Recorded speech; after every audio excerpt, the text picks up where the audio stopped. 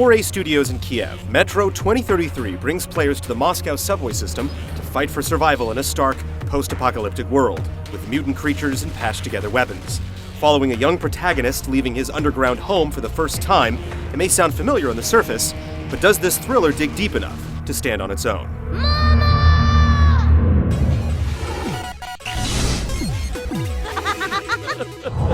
I was born in Moscow, but I remember nothing of that time. Metro 2033's plot is based on the 2007 Russian novel, which is also being released in English this month. 20 years after nuclear war ravages Moscow, what's left of the city's population survives in the metro tunnels, struggling against toxic fumes, radiation, and mutant beasts. However, Exhibition Station faces a new threat from mysterious entities simply known as the Dark Ones, and your character, Artyom, must leave home to seek help from a more powerful settlement. Glad to see you, Colonel. While Metro 2033 pulls from common post-apocalyptic themes, it does an excellent job of drawing you into its world.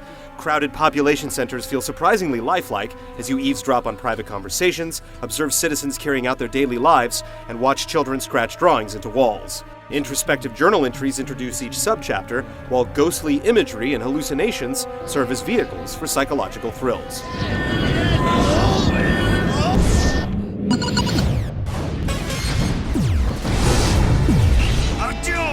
Who the fuck is that? With such an emphasis on storytelling, it should come as little surprise that Metro 2033 leads you through a mostly straightforward path, with plenty of scripted moments. While this usually helps build the story through tension and variety, things don't always go smoothly when the scripting requires player action. A lack of direction can cause you to stand your ground against an invincible monster, or trigger random deaths just because you didn't run to the right spot. Since survival is a daily struggle, pre-war military-grade ammunition is the currency of the Metro, introducing a give-or-take mechanic to the game. You can load pre-war ammo into rifles for more damage, or you can save it up as cash for new weapons and so-called dirty ammo. It's an interesting concept, but the execution is flawed. Swapping ammo is as simple as holding down the reload button for a second longer, making it easy to accidentally reload with cash and blow it all in the heat of battle. When it comes to ammo consumption, Metro 2033 takes a page from survival horror, giving you limited resources and pushing you to search bodies for supplies. Likewise, the shoddy weapons you start with should be discarded as soon as possible. Shopkeepers will guide you if you're in a market, but if you're scavenging weapons on the go, there's no way to tell if a gun on the ground is better than one you own without comparing it to pictures in the manual.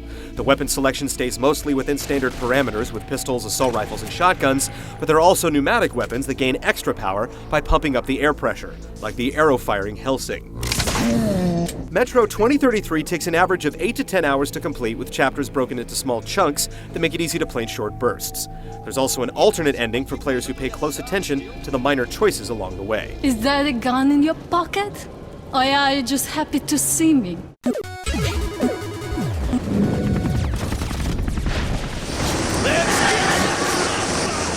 Gameplay in Metro 2033 is a clear thriller influence, with dark foreboding tunnels and distant grunts raising tension before waves of beasts stampede.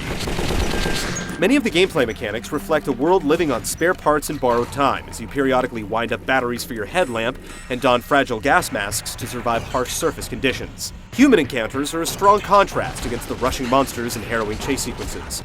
There are plenty of great opportunities to play stealthy, avoiding booby traps and throwing knives at unsuspecting victims.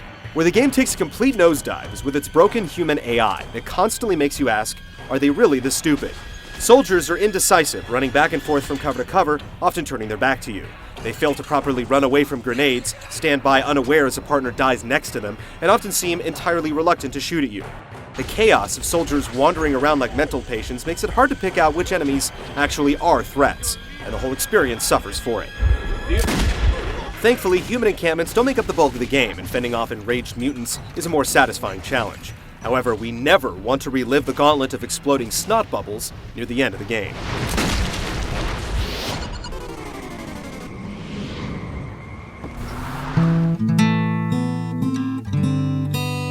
The Xbox 360 version of Metro 2033 offers a mixed visual experience. In the tunnels, the game exhibits some truly striking moments with great lighting, smoke, and particle effects.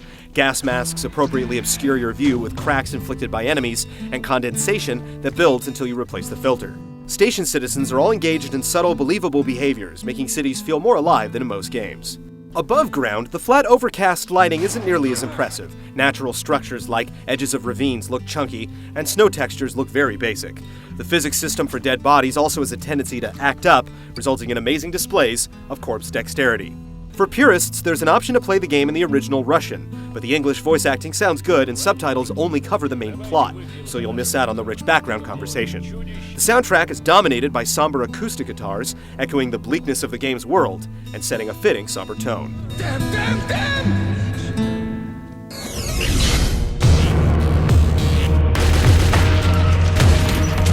Metro 2033 is a game of extreme highs and lows. The fragile atmosphere of fright and wonder that starts the game strong is nearly crushed by idiotic human AI and design choices that don't quite work in practice. Like its roller coaster chase sequences, it's worth the experience, but it will at times make you want to hurl.